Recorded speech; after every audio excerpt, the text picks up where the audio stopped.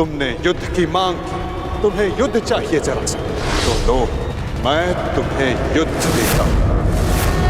करेगा बापू का दमन करेंगे वासुदेव, उसका अहंकार भी।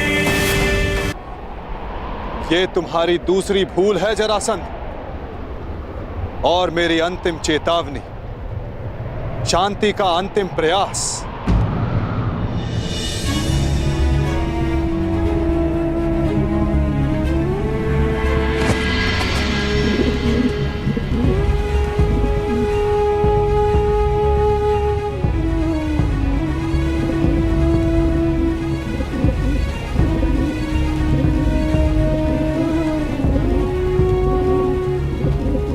सुन रहे हो जरासंध? ये अबोध भी कह रहा है कि शांति रखो। इसके स्वर के बीच के विराम की शांति अनुभव करो जरासंध।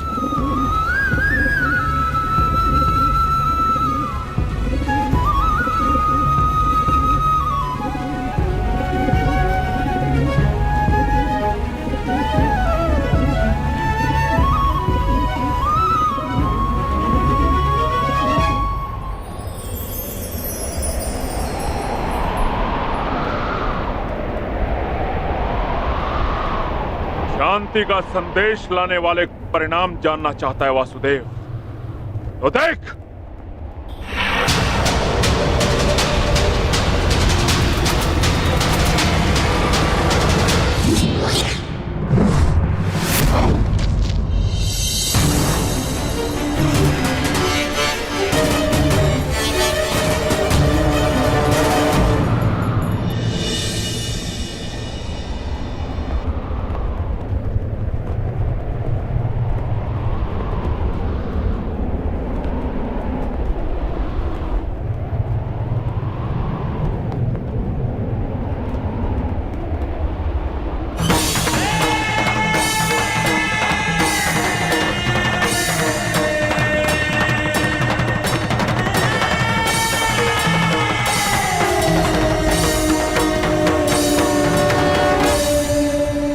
मैं संधि प्रस्ताव लाया।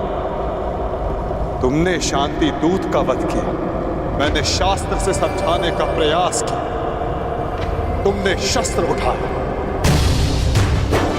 मैं प्रेम लाया था, तुमने युद्ध की मांग की, तुम्हें युद्ध चाहिए जरासंध, तो लो, मैं तुम्हें युद्ध देता हूं।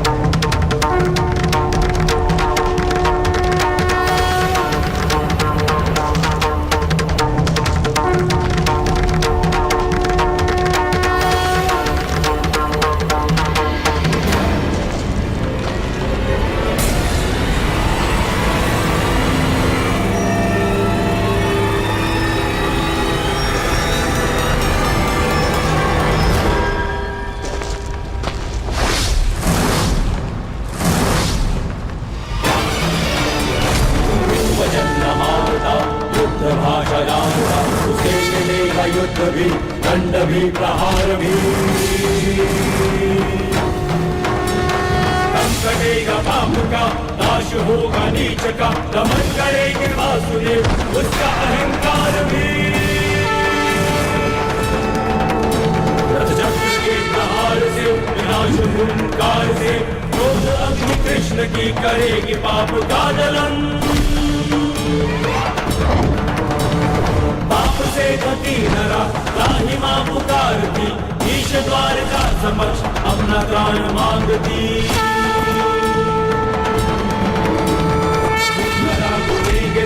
रच के एक नौ विधान, भूमि चाई करके पाप को सजेगी आरती। भूमि चाई करके पाप को सजेगी आरती।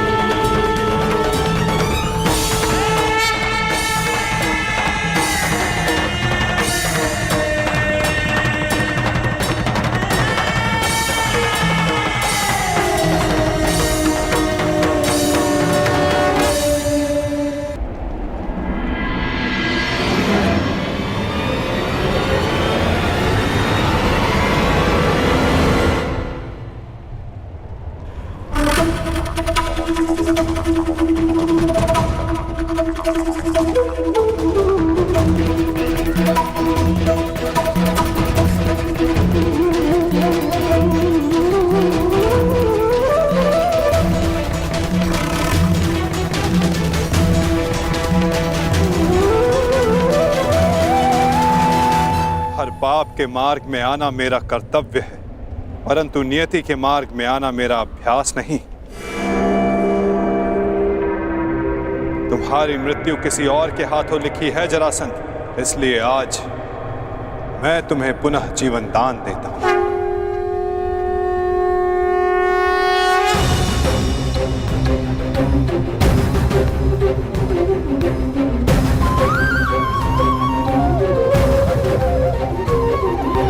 यदा यदा हि धर्मस्य ग्लानिर्भवति भारत, धर्मस्य तदात्मानं सृजाम्यहम्।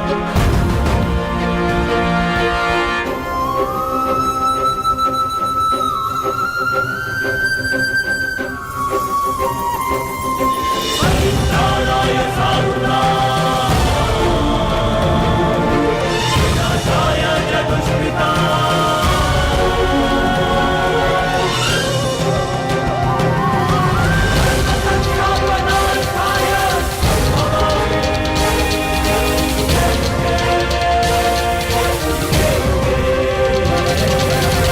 क्या हुआ? युद्ध में सम्मिलित होने आए थे ना?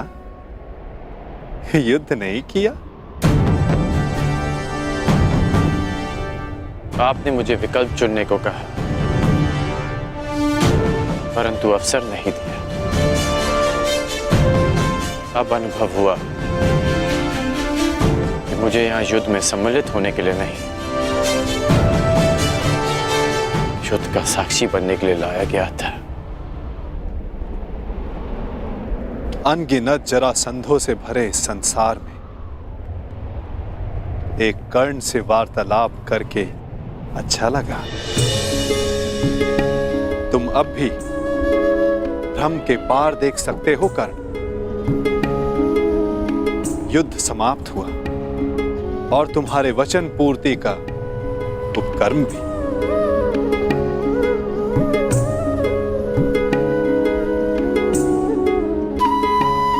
तो प्रस्थान करें?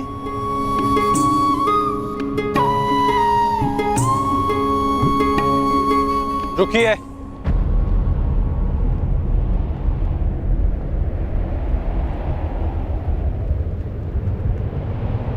वासुदेव,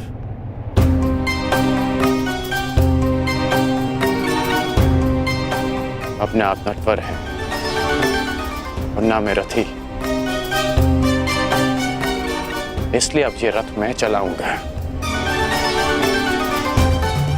अब आपका सारथी मैं बनूंगा वासुदेव। मैं सदा नटवर था और सदा नटवर ही रहूंगा अंगराज। नियति ने हमारी जीवन यात्रा में तुम्हारा रथी होना निश्चित किया है और मेरा सारथी होना।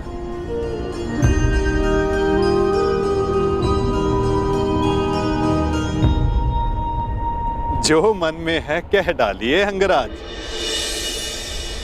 युद्ध ना कर पाने का खेद है? नहीं, क्योंकि जिस युद्ध में आप सम्मिलित हो वहां किसी और का युद्ध करना व्यर्थ है।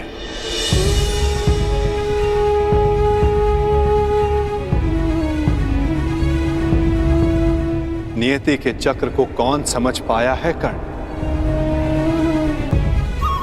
कौन जाने वो दिन आए कि हम दोनों युद्ध में सम्मिलित हो और मैं सम्मिलित होकर भी शस्त्र ना उठाऊं।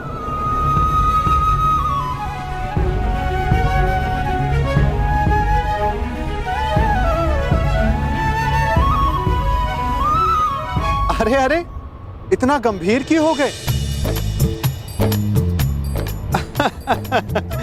मेरी हर बात पर विश्वास करोगे तो चले जाओगे, और यदि मेरी हर बात पर अविश्वास करोगे तो अधिक चले जाओगे।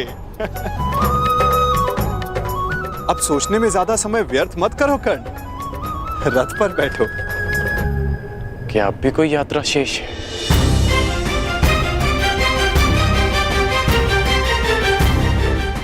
यात्रा तो अनावृत नियम है कर्ण। तुम्हारी मगध की यात्रा समाप्त हुई, हो सकता है कहीं और किसी नई यात्रा का प्रारंभ करने जा रहे हैं।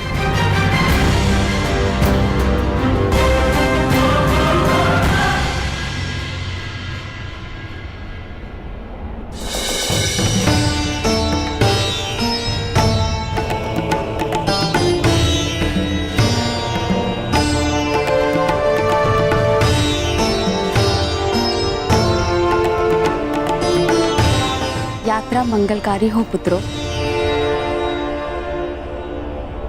हाँ युवराज, तुम्हारी कीर्ति की अग्नि से वारणावत की हर दिशा प्रकाशित हो।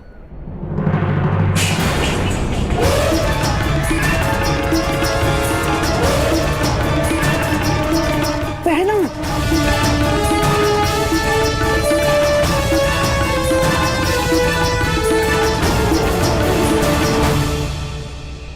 ये तो अपशगुन है। यात्रा प्रारंभ करने से पूर्व आरती की थाली गिरना ये अशुभ संकेत है। मुझे लगता है कि आप लोगों को ये यात्रा स्थगित कर देनी चाहिए।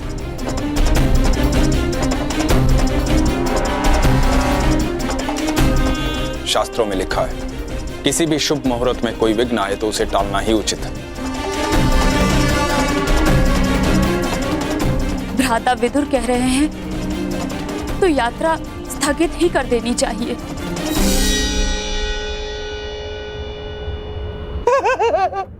क्या क्या कह रहे हो बहना? अरे अग्नि तो पवित्र होती है, और कदाचित अग्निदेव ये संकेत दे रहे हैं कि इस यात्रा में वो पांडव भांजों के साथ ही है।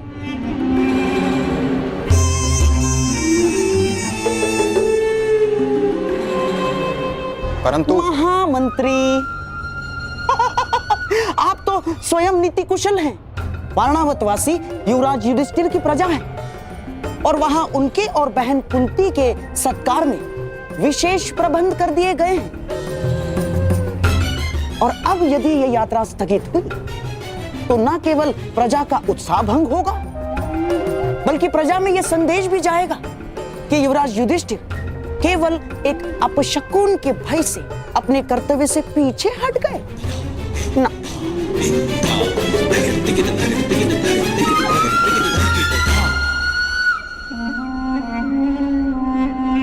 महामंत्री, ये युवराज युधिष्ठिर का अपयश होगा। परंतु यहाँ युवराज की सुरक्षा का प्रश्न है। सुरक्षा? महामंत्री, जिसके साथ भीम और अर्जुन जैसे महाबलशाली भाई हों, जिन्होंने पांचाल को बात ही बात में परास्त कर दिया हो, उन्हें किसका भय? मामा श्री का मत उचित है काका श्री, परंतु आपकी मंत्रणा भी आवश्यक है। यदि आप कहेंगे तो हम नहीं जाएंगे।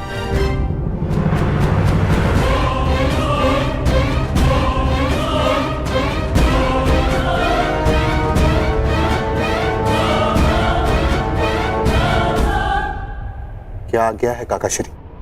ठीक है युवराज, आप प्रस्थान करें।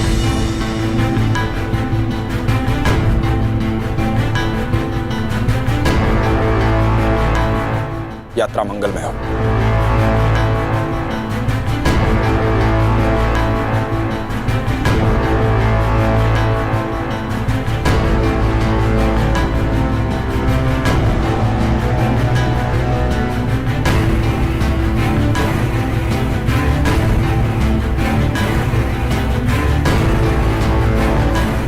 चलिए माताश्री।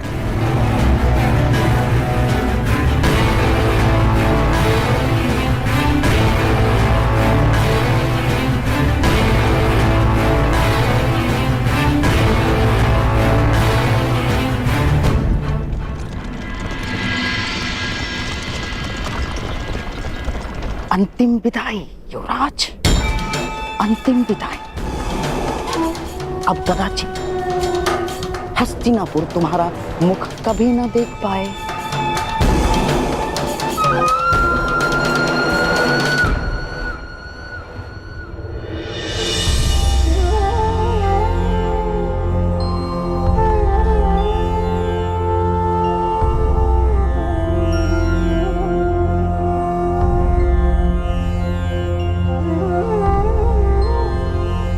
वासुदेव,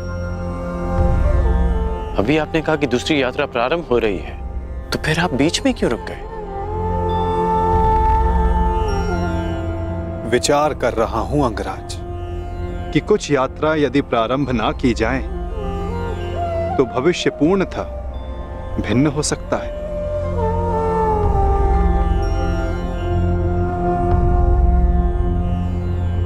मैं आपकी ये पहेली भी समझ नहीं पाया।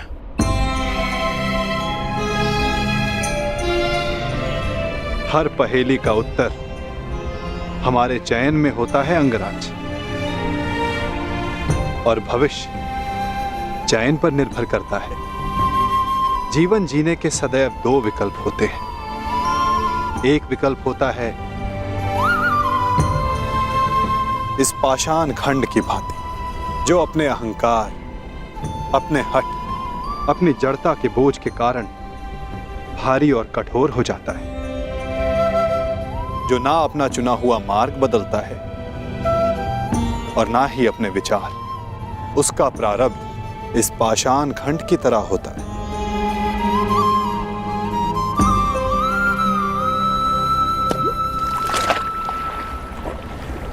जल में डूब जाना। और दूसरा मार्ग वासुदेव?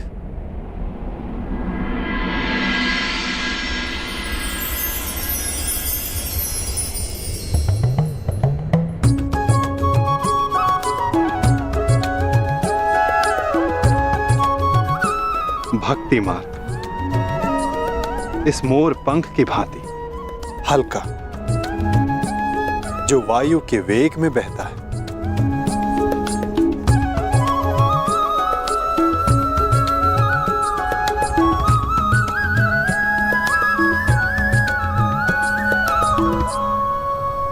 जो इस मोर पंख की भांति होते हैं, वे अपने आप को ईश्वर की इच्छा के हाथों ऐसे समर्पित कर देते हैं जैसे इसने स्वयं को वायु को समर्पित किया। इसीलिए वायु उन्हें किसी भी ओर ले जाए, वे सदैव ईश्वर की गोद में रहते हैं। यदि हर बात में ईश्वर की इच्छा है और प्रकृति भी ईश्वर की गोद है, तो ये पाषाण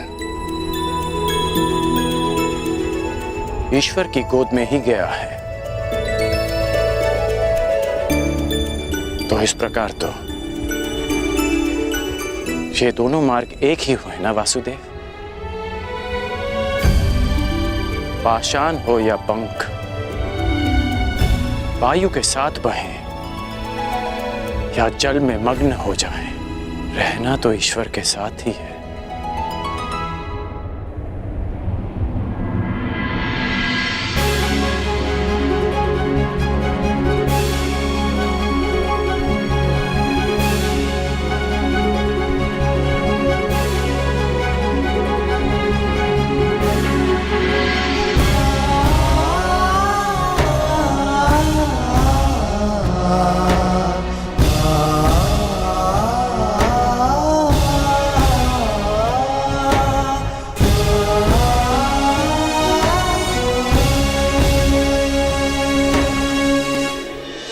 आप पांडवों के ममेरे भाई हैं, तो मुझे लगा कि आप मुझे कुमार दुर्योधन से दूर करने का प्रयास करेंगे। सारथी का कार्य केवल मार्ग दिखाना होता है अंगराज। चयन तो रथ ही करेगा। यदि समय आने पर चुनाव करना पड़ा तो किसका चुनाव करोगे अंगराज?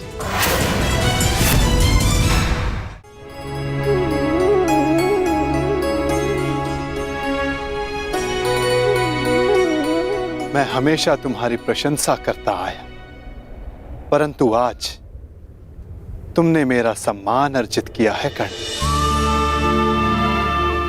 तुमने वो समझ लिया जिसका ज्ञान पाने में ऋषि मुनि अपना सारा जीवन बिता देते हैं। कोई पाषाण खंड नहीं, कोई मोर पंख नहीं। यदि कुछ महत्वपूर्ण है तो कर्म और कर्म के परिणाम। कुछ महत्वपूर्ण है तो हमारा चुना हुआ मार्ग।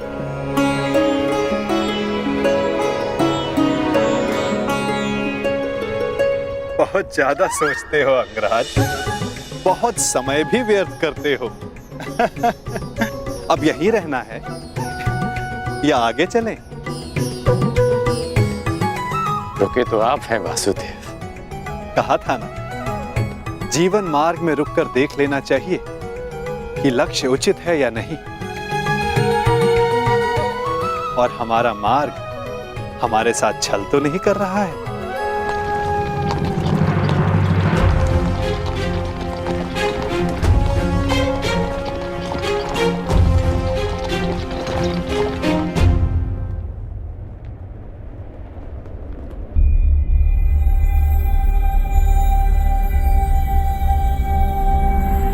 ये दो रथ क्यों वासुदेव?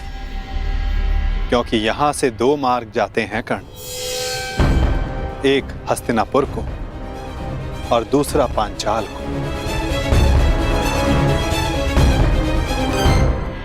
आप पांडवों के ममेरे भाई हैं, तो मुझे लगा कि आप मुझे कुमार दुर्योधन से दूर करने का प्रयास करेंगे। सारथी का कार्य केवल मार्ग दिखाना होता है अंगराज। चयन तो रथ ही करेगा। यदि समय आने पर चुनाव करना पड़ा तो किसका चुनाव करोगे अंगराज?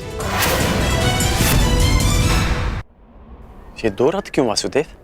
क्योंकि यहां से दो मार्ग जाते हैं कर्ण। एक हस्तिनापुर को और दूसरा पांचाल को। तो अचानक आप पांचाल जा रहे हैं? कहीं इसका संबंध पाषाण खंड और मोरपंख के चुनाव से तो नहीं? नहीं कर, आवश्यक नहीं कि हम केवल पाषाण खंड या मोरपंख ही हों।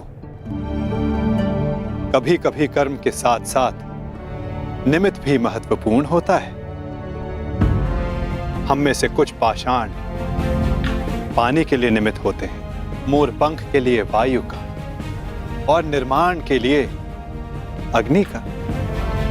निर्माण के लिए अग्नि का? परंतु अग्नि तो सब भस्म कर देती है। हाँ, परंतु यही अग्नि पवित्र भी करती है अंगराज। और ऐसी ही एक अग्नि का साक्षी बनने जा रहा हूं मैं, जो एक पिता के मन में उत्पन्न हुई। वो अग्नि जो एक दिन सब पवित्र कर देगी।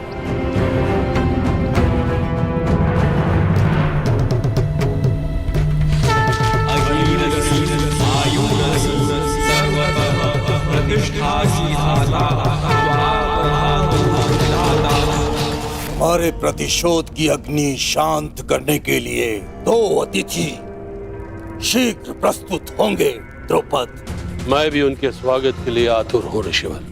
तब से जब से द्रोण ने मेरा अपमान किया, ये कैसी विचित्र अग्नि है द्वारकाधीश? अग्नि अग्नि होती है कर्ण। हाँ, उत्पत्ति का कारण और उद्गम भिन्न हो सकते हैं। लालच की अग्नि, घृणा की अग्नि, छल कपट की अग्नि। आशा करता हूं जब कभी ऐसी अग्नि से तुम्हारा सामना होगा तो तुम उचित निर्णय लोगे कर्ण। एक बात का आश्चर्य है वासुदेव, आप पांडवों के ममेरे भाई हैं, तो मुझे लगा कि आप मुझे कुमार दुर्योधन से दूर करने का प्रयास करेंगे, परंतु आपने ऐसा नहीं किया। क्योंकि सारथी का कार्य केवल मार्ग दिखाना होता है अंगराज, चयन तो रथ ही करेगा। फिर भी यदि समय आने पर चुनाव करना पड़ा तो किसका चुनाव करोगे अंगराज?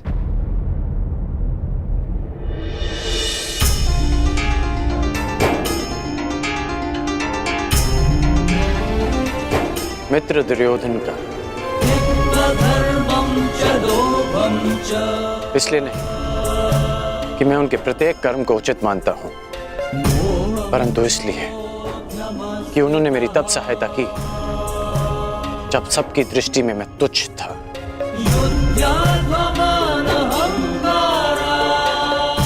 मैं पाषाण होने का विकल्प चुन चुका हूं, क्योंकि जल रूपी निमित्त बनकर दुर्योधन ने मुझे संभाला। चयन तुम्हारा है अंगराज, परंतु स्मरण रखना,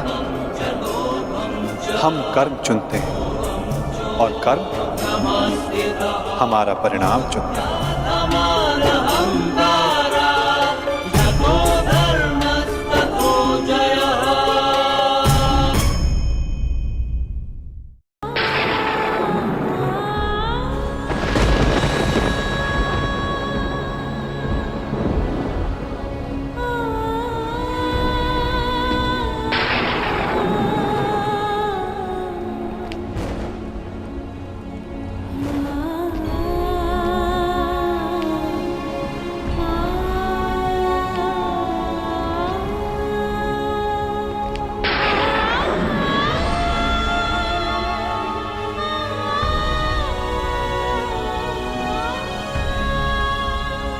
क्या हुआ बुआ? आप उदास हैं? उदास नहीं, चिंतित हूं। कृष्ण, क्या मैं अकेली हूं जो ये युद्ध नहीं चाहती? नहीं बुआ, आपके चाहने ना चाहने से कुछ नहीं होगा। जब वन में महाअग्नि लगी हो और एक वृक्ष को छोड़कर शेष जलना चाहे तो अग्नि कौन रोक सकता है? मैं वृक्ष नहीं हूं माधव, मनुष्य हूं, एक माता हूं। इसलिए मैं नहीं चाहती कि ये युद्ध हो। अपने पुत्र के लिए चिंतित हो बुआ? प्रतीत होता है कि आपके मन पर कोई बोझ है, उतार दीजिए बुआ।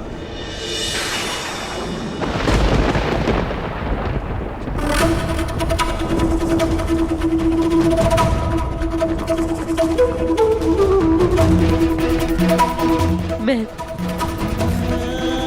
अपने दोनों पुत्रों के लिए चिंतित हूं।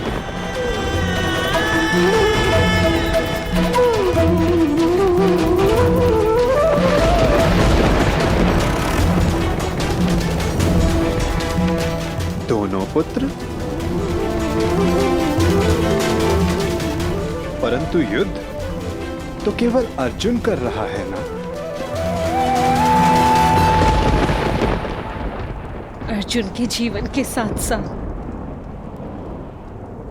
मैं कर्ण के जीवन के लिए भी चिंतित हूं।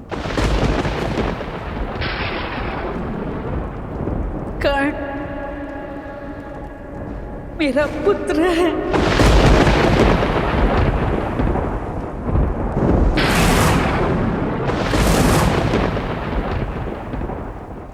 मेरा सबसे बड़ा पुत्र।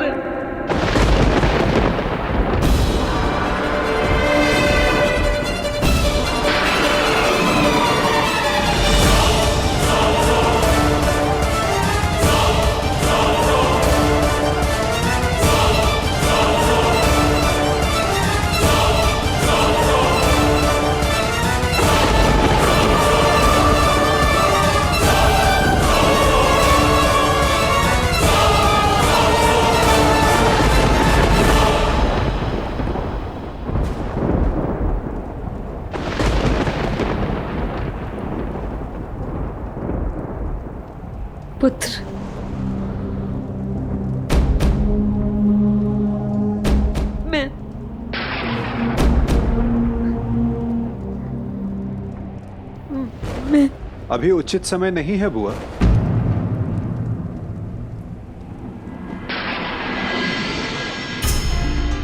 किस बात का उचित समय नहीं है वासुदेव? भावुक होने का, अपने मन और कर्म से नियंत्रण खोने का। चूंकि भाव या कर्म या वचन उचित स्थान और उचित समय पर ही शोभा देते हैं। कदाचित इसीलिए प्रकृति ने मस्तिष्क का स्थान हृदय से ऊंचा रखा है, चूंकि समय पड़ने पर मस्तिष्क हृदय के प्रभाव पर नियंत्रण कर सके। कदाचित कल के द्वंद्व के लिए तुम यहां कुंती बुआ का आशीष लेने आए हो ना कर्ण? नहीं, मैं बस प्रणाम करने आया हूं।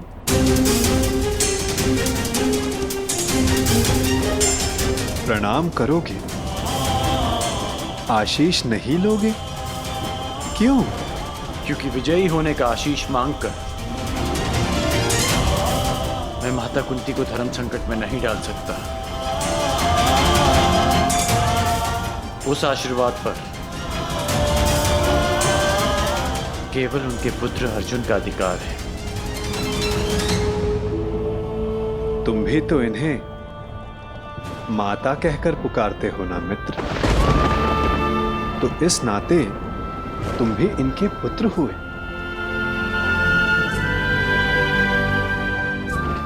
आशीर्वाद पर अधिकार तुम्हारा भी उतना ही है जितना अर्जुन का।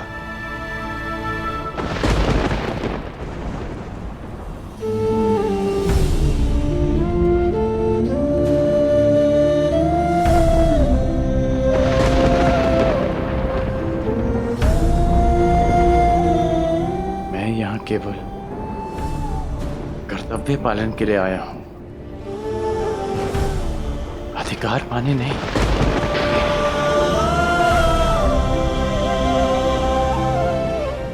जैसा मैंने अभी कहा कि विजयी होने के आशीष पर केवल अर्जुन का अधिकार है, मेरा नहीं।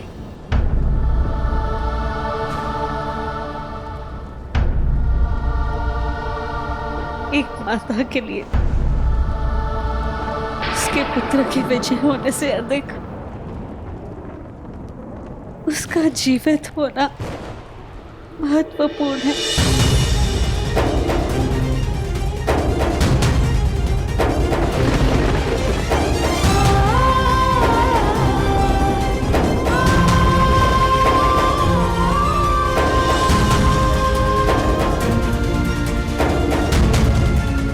आयुष्मान भव पुत्र।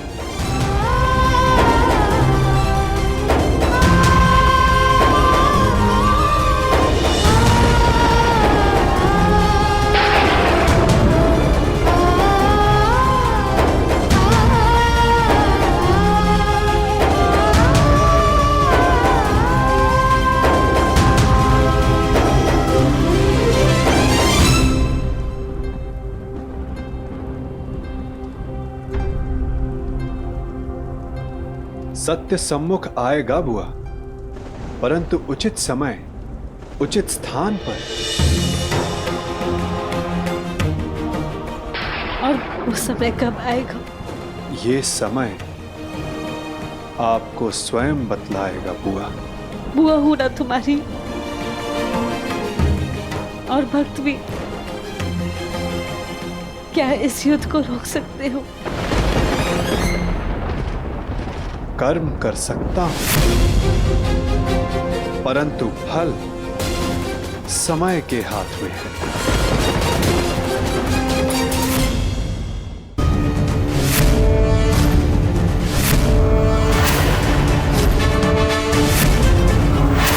न्यायानाम् अधिकाराणाम् प्राप्त्यर्थम् साम्राज्यर्थम् न्यायानाम् अधिकाराणाम् प्राप्त्यर्थम् साम्राज्यर्थम्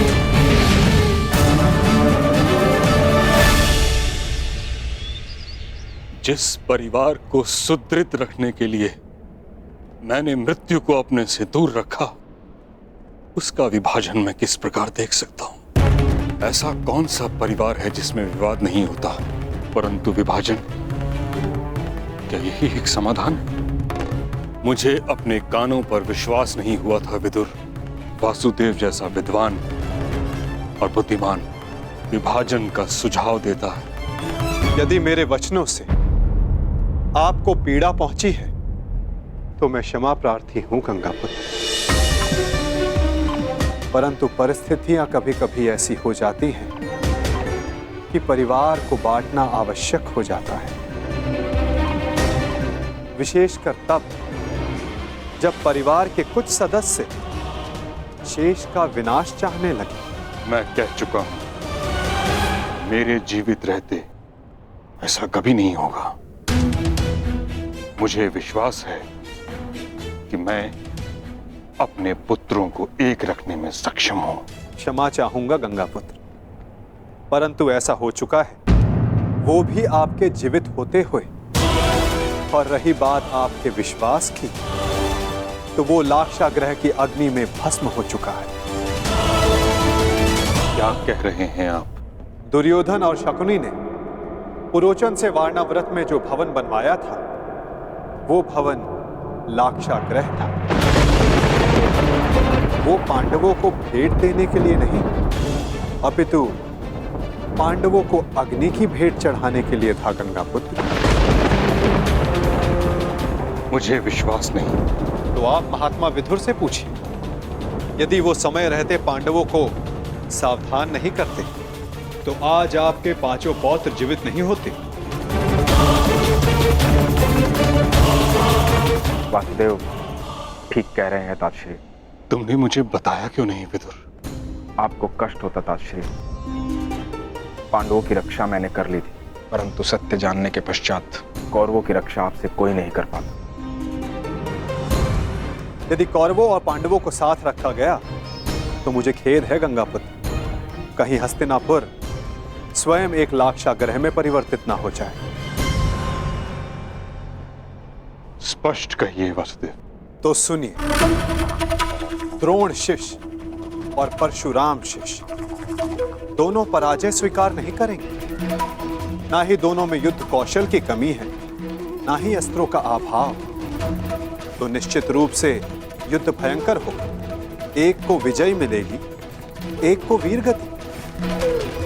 इस प्रश्न का उत्तर अवश्य मिल जाएगा कि हस्तिनापुर का अगला सम्राट कौन होगा, परंतु पांडवों और कौरवों के मध्य बैर समाप्त नहीं होगा गंगापुत्र।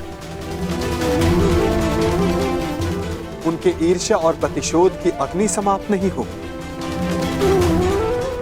कई लाक्षागृह सजेंगे और निश्चित रूप से हस्तिनापुर के प्रारब्ध में केवल युद्ध रह जाएगा, केवल रक्त रह जाएगा, केवल प्रतिशोध रह जाएगा गंगापुत्र।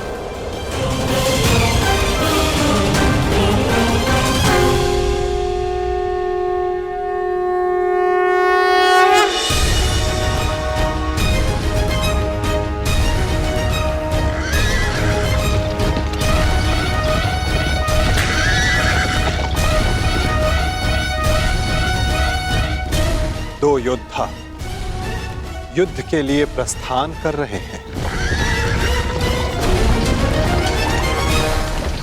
और संभवतः उनमें से एक ही लौट पाए।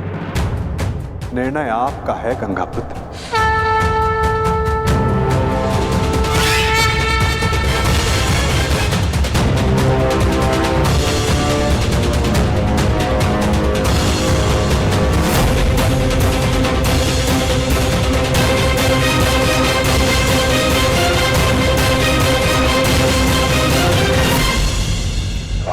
हमारा द्वंद्व आज पूर्ण होगा। आज सूर्यास्त भी तुम्हारी रक्षा नहीं कर पाएगा, और ना इस बार मेरे पास तुम्हें छोड़ देने का कोई बहाना होगा, क्योंकि ना तुम ब्राह्मण वेश में आए हो किसी का स्वयंवर जीत कर लौटे हो। अर्जुन, इस बार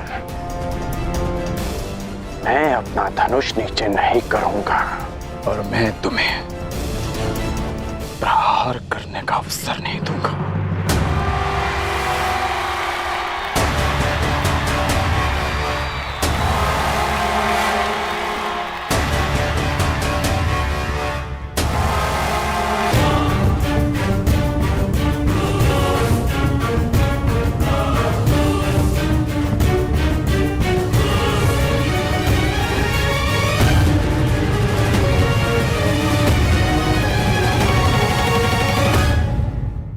कर्ण और अर्जुन द्वंद्व के लिए प्रस्तुत है महाराज। द्वंद्व प्रारंभ किया जाए ताज।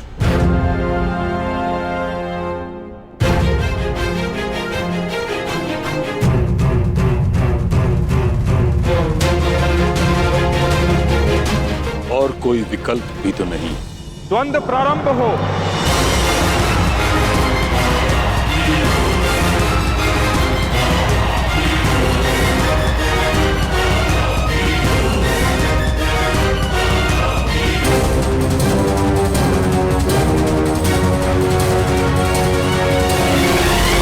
ये द्वंद्व नहीं, तुम्हारा सौभाग्य प्रारंभ हो रहा है मेरे होने वाले सम्राट। हाँ मामाश्री।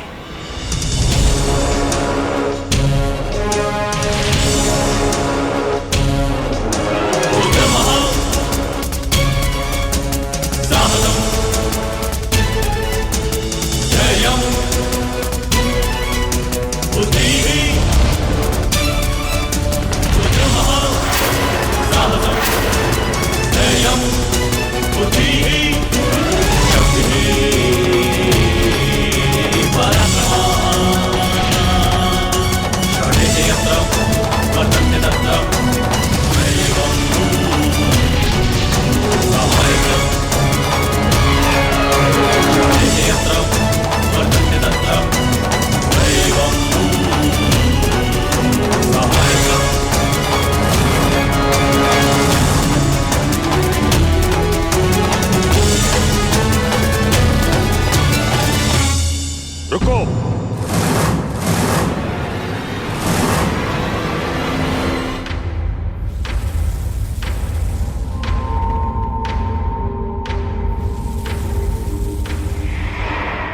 क्या हुआ ताज? महाराज, हस्तिनापुर की सुरक्षा मेरी प्रतिज्ञा है, मेरा धर्म है, मेरे जीवन का उद्देश्य है। मुझे लगा था कि इस द्वंद्व से हस्तिनापुर का रक्त बहने से बच जाएगा,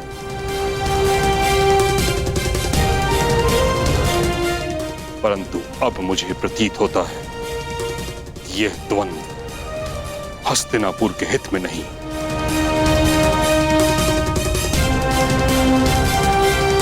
इस कारणवश मैं इस द्वंद्व को समाप्त करने की घोषणा करता हूं।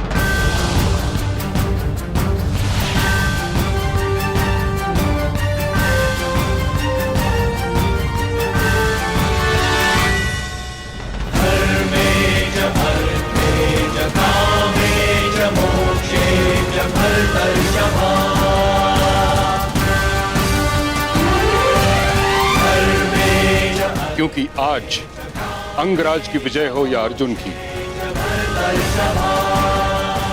युधिष्ठिर सम्राट पद पर बैठे या दुर्योधन, इन भाइयों के मध्य का बैर और इनकी होड़ समाप्त नहीं होगी।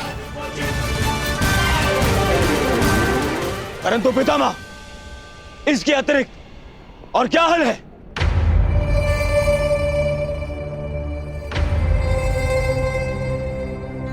विभाजन, विभाजन।